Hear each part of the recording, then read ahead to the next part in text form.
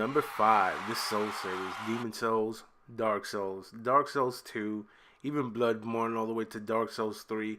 There's 4 games that have kept me and my time and mine occupied for a long time. With its story, its characters, the weapons, its boss fights, I think Soul series is as perfect as you could get in the game. Also, its soundtrack. It's also very challenging to play. You can't sleep on the trash mobs, they'll kill you. Definitely won't walk through a boss fight, they'll kill you. And if you don't know how to roll, dodge, jump in certain places, those will kill you too. Not to mention that you could get invaded by other players in your zone to PvP while you are engaged in a fight or just kicking it. I can't say enough about this game. It's made an impact in my life in gaming. Before Street Fighter. For more than 30 years, I still never get bored with mastering and learning each character as many as I can. From watching it grow from the corner arcades to sports being shown on ESPN, this game will always be a staple of my games, no matter what platform I'm on. Currently, PS4 holds the right to it, helps run the Capcom Tour and the Cup at the end of the year. Players who attain enough points will compete for $250K at the end of the year. From the community to the tournaments, the competitive atmosphere, there is no other genre like it.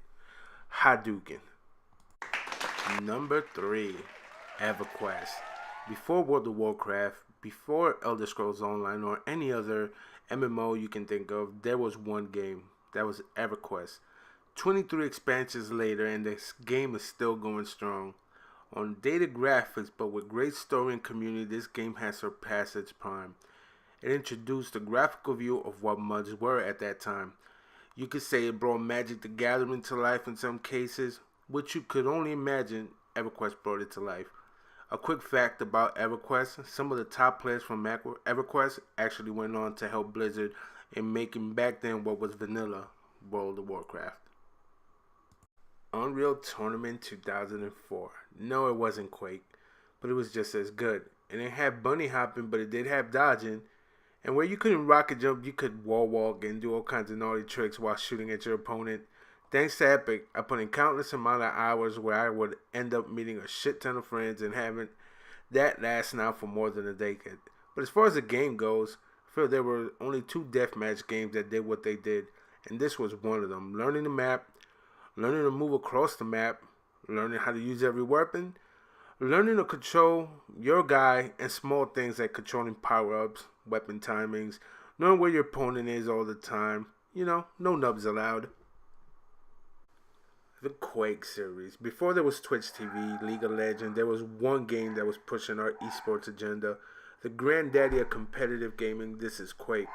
From id Software and John Carmack came a game that completely busted my internet cherry. For this game, I was trying to play Duke Nukem over a 28K modem and through AOL. It's pretty beast, huh?